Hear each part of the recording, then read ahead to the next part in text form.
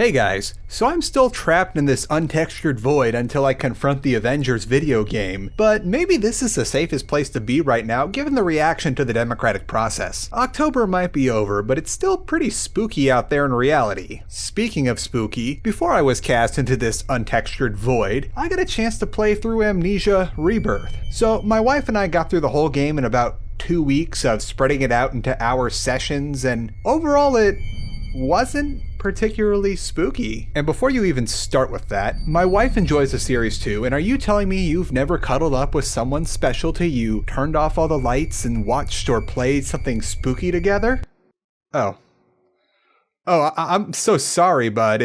I didn't mean for that to be a blow below the belt. I'm sure there's someone out there for you, but let's get back on topic. This certainly isn't a case of me being all, I'm just too big-brained to be spooked by a video game because there are no real stakes in horror. I'm not a spoil sport, and I can suspend my disbelief just fine, thank you. The last few games I've played that were supposed to be scary got a good number of scares out of me. Outlast, spooky. Faith, very spooky. Cry of Fear, really, really spooky. Golden Light, well, that's more weird than spooky, but it definitely has big body horror energy. I don't want to say that it's being desensitized to horror either, since I give myself a good breather between horror games and allow myself a palate cleanser game between the spookies to specifically avoid this horror desensitization. I think I said that right. Yeah, maybe Rebirth just wasn't meant to be a super spooky game. By the way, heads up, I am going to talk about a few things that might contain story spoiler elements. However, I won't be doing a full-blown story analysis in this video. I'll put warnings on the screen just before I talk about anything that might spoil plot details though, since this game is still pretty new and some of you that likely want to play this haven't had a chance to play it yet. And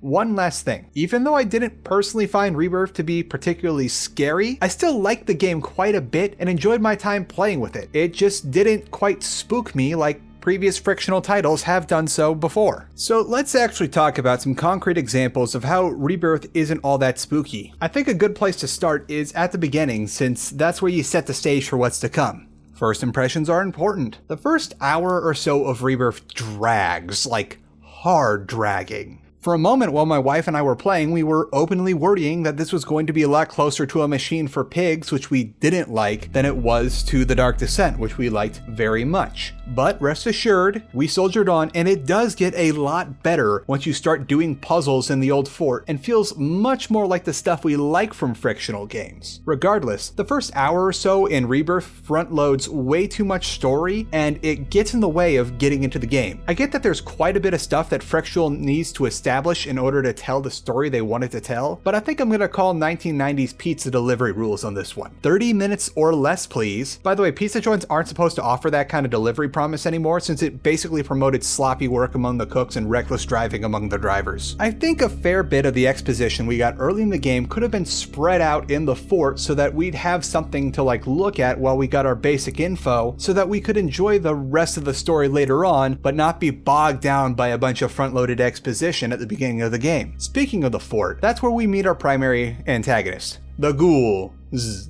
Possibly. Compared to the Gatherers or even the Pigmen, the Ghoul just doesn't quite do it for me. If I had to put a single thing to blame here, I think it's the build-up to the Ghoul. Directly contrasted with the Gatherers in The Dark Descent, who were slowly teased and never fully shown until well into the game, they were always a threat, and the question was if the Gatherer was around the corner or not. The Ghoul, on the other hand, is seen in full very early in the game, even if for just a moment, rarely actually shows up to try and stop us, and if anything seems more like a nuisance rather than a threat. After a bit, my wife and I ended up joking around about how the Ghoul wasn't a monster, but just a silly prankster, based on how he'd grab stuff we were gonna go pick up and then run away like he was trying to play a joke on us. There eventually is a moment where the Ghoul will actively start trying to get you, but as far as eluding enemies in a survival horror game goes, this was about on the same level as juking the pigmen in a machine for pigs. I may be overestimating or underestimating my skills here, one or the other, because I did notice that when I ducked them, I got the achievement for hiding from something in plain sight, which apparently very few players had gotten up to that point. Regardless, the Ghoul didn't really feel like much of a threat.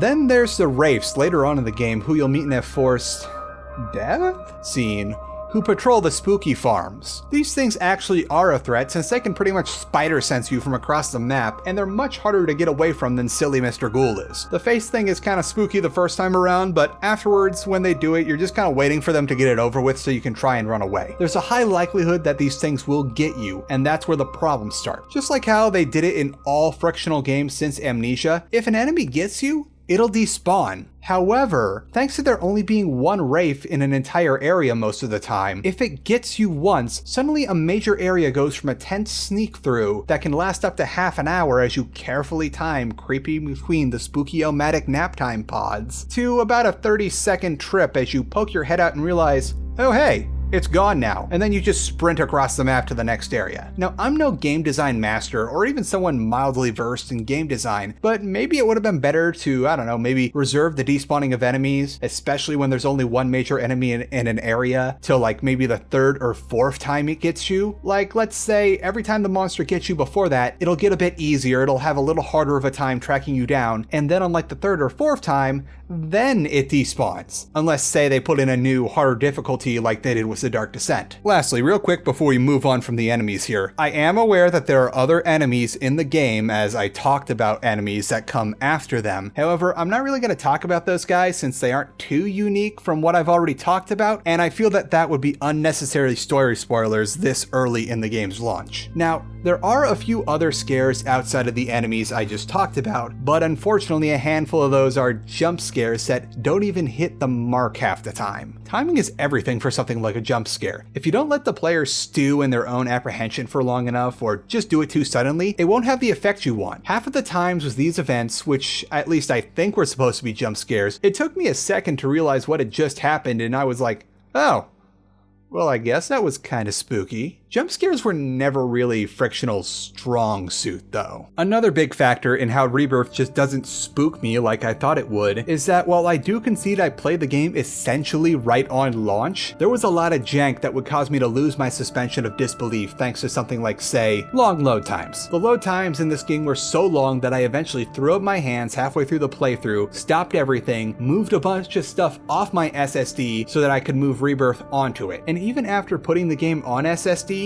it still had considerable load times. Like, if I had to make a comparison to how long it took for this game to load, I'd say that 2017's Prey is a good idea of how long it takes to load in a level on Rebirth if you've got it on HDD. In spite of these long load times between major areas, there's still a lot of obvious load gating, like whenever you quote unquote die in certain sequences, and then there's that very drawn out sequence before you're put back into play. I get that some of these deaths are meant to be a way to try and quick change a scene, but it takes a lot longer than I'd like in spite of all of this loading time, and now Rebirth is taking up space on my SSD, which is not a very big one. There's still a good bit of frame dropping too sometimes despite all this loading. Now, I've also heard murmurs that there are some instances of missing textures, and at least as I played, I did not notice any of them, which means it was either patched out so fast I didn't get a chance to see it, or so sparse that I did not immediately notice them. Maybe I'll notice some when I'm editing clips here, putting them into the timeline, and if I do, I'll put them right here, but I think this is a your mileage might vary type of situation. For all I know, this could have been something that immediately got noticed and then fixed, or something that people just thought they saw, or perhaps a bad download on some server clients. Again, I don't know for myself because I didn't really see any of this. Something I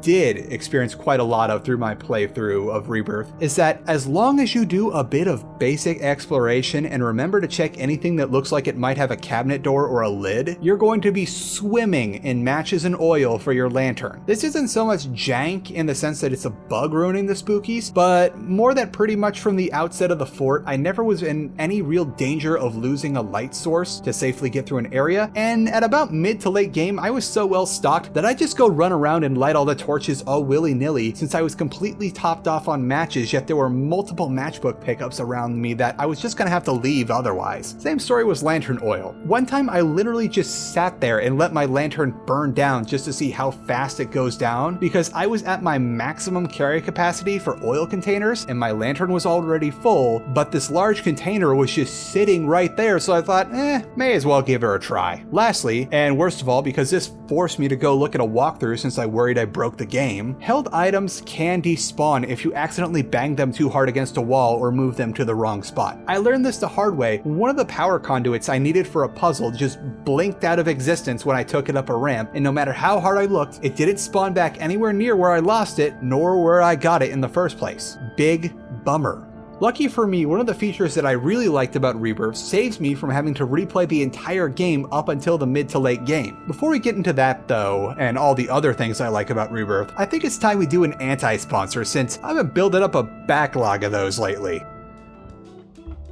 I guess I'm in the big leagues of YouTube people now because I received an email from some PR person asking if I wanted to do an official sponsorship deal with one of those box services. For obvious reasons, I'm not going to be specific, but I was like, wow, these guys still exist? But that's beside the point. The main issue, aside from these items being known to not exactly be high quality products for what you're paying anyway, is that they wanted to do a contingency based deal, which I am not a fan of because in order to make any money, I have to get you guys to spend money, which I personally feel is highly inappropriate. If I'm going to be shilling for something, you're going to pay me, and the people I am going to shill to will not have to pay any money for this deal to work. And the way they had it going is, without being too specific, is that for every one of you that signed up, I would have been compensated about enough money to afford my wife and I a decent dinner for two at a casual dining establishment. Why not just go down to patreon.com/charlatanwonder and give me a couple dollars and get early access to videos, 4K cat clips, update posts, the stream VODs, which are actually free anyway, so just come on over even if you don't want to pledge, and then take the money you saved and buy yourself something nice from, say, Hot Topic if you really want that kind of stuff that badly. Regardless if you can't or won't become a patron for reasons entirely to your own, that's entirely okay with me, and your view is enough. So thank you all for watching. Let's get back into that video.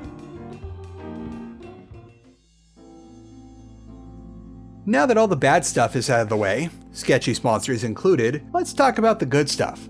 First off, the thing that saved me from having to replay 2/3 of the game because of a glitch is that you can roll back your saves in Amnesia Rebirth at least up until a certain point. I didn't look super far back because I never needed to, but I was able to jump back about 3 saves to the point where I could safely complete the puzzle, knowing now, don't carry items up a ramp unless you want them to cease existing. This is a big help in case you might have missed something that's important to the kind of ending you want to get, or you somehow run out of light sources and can't progress because it's too dark and spooky for poor old Tassi. This is gonna be helpful for those of us that want to get all the endings if you can roll them back really far, but you don't want to slog through the parts of the game in order to get all of them. There's certain things you're gonna need to do midway through the game to get all the endings, so it's not gonna be like perfect reloads before the final confrontation, and there'll be no pick your color ending Mass Effect style. The second thing I really liked over the previous games is how matches work versus tinderboxes in the Dark Descent, or literally no light management in A Machine for Pigs. The option to use matches as a very limited light source so long as you don't move too fast, and also being able to light multiple torches with a single match so long as you're just quick enough to get them all, but not so fast that you accidentally blow out the match, is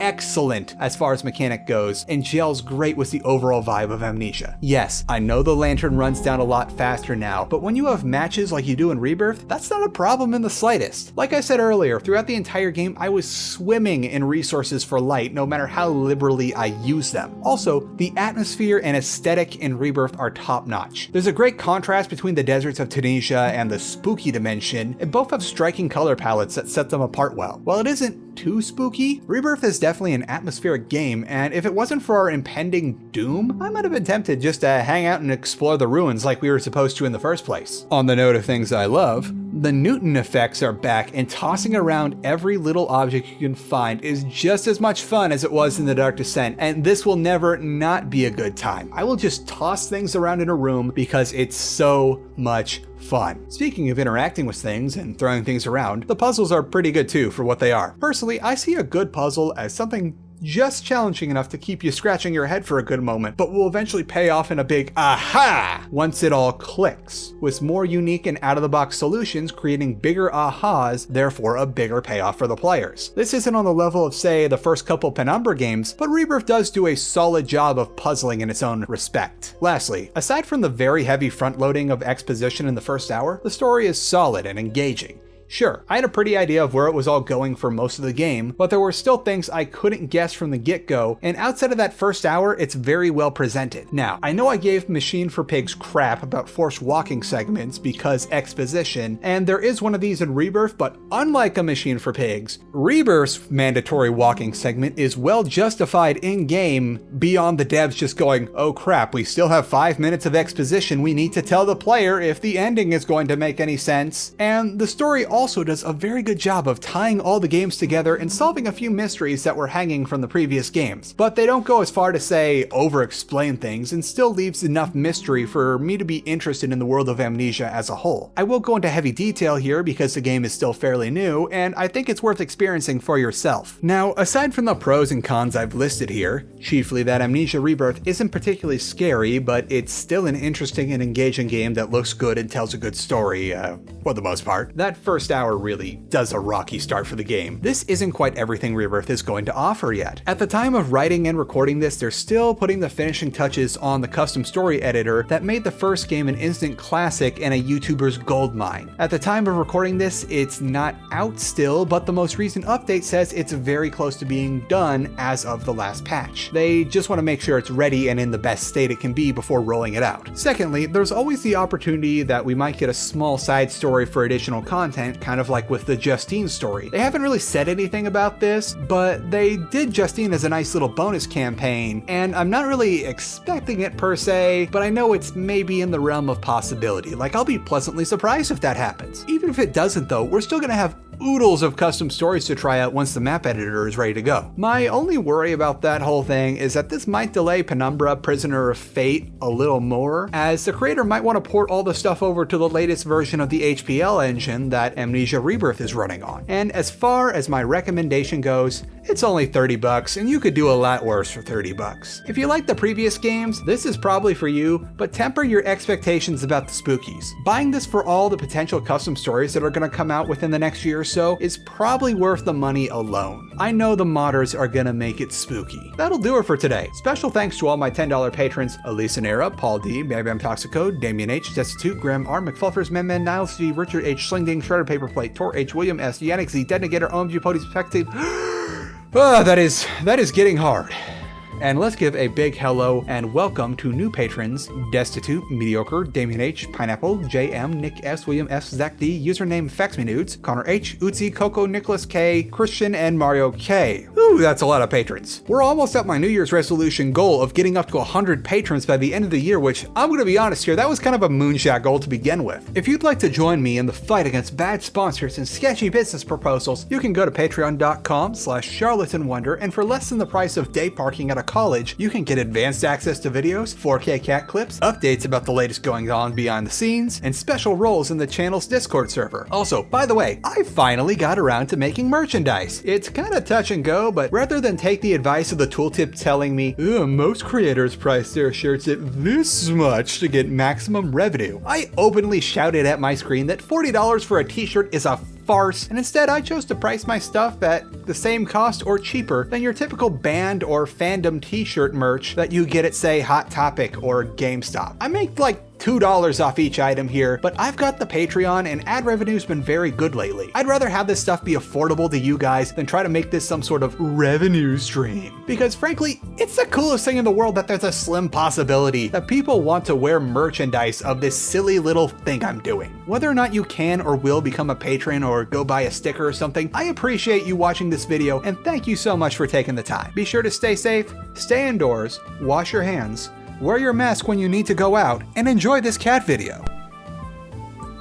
Saucy boy, I regret to inform you that you've munched too many snacks, because now you got too many wobbles, and I can pet you, and you can't get me. Oh no, you can't get me. I'm not even looking at you. You can't get me. I can pet you all I want, but you can't get me. That'll teach you for screaming every day at about 6 a.m., demanding extra snacks, or just being upset that I am not awake. Because Daddy needs naps too. Yes, that's my hand. It's not only good for pets, but it's also good for chin scritchies. which I know you like.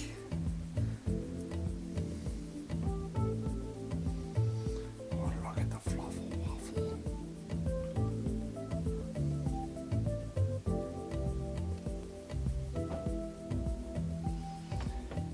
Could you please behave and not scream early in the morning when Daddy's trying to sleep?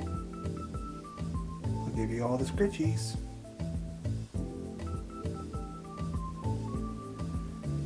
And I won't give you the pets. Ooh, you almost got me there. But see, this is what I'm talking about. Your wobbles have grown too big, and you're not as limber anymore. Kind of like Daddy. Because Daddy stopped going to the gym since COVID and what have you spiking again. But it's cool. We'll get rid of our wobbles together.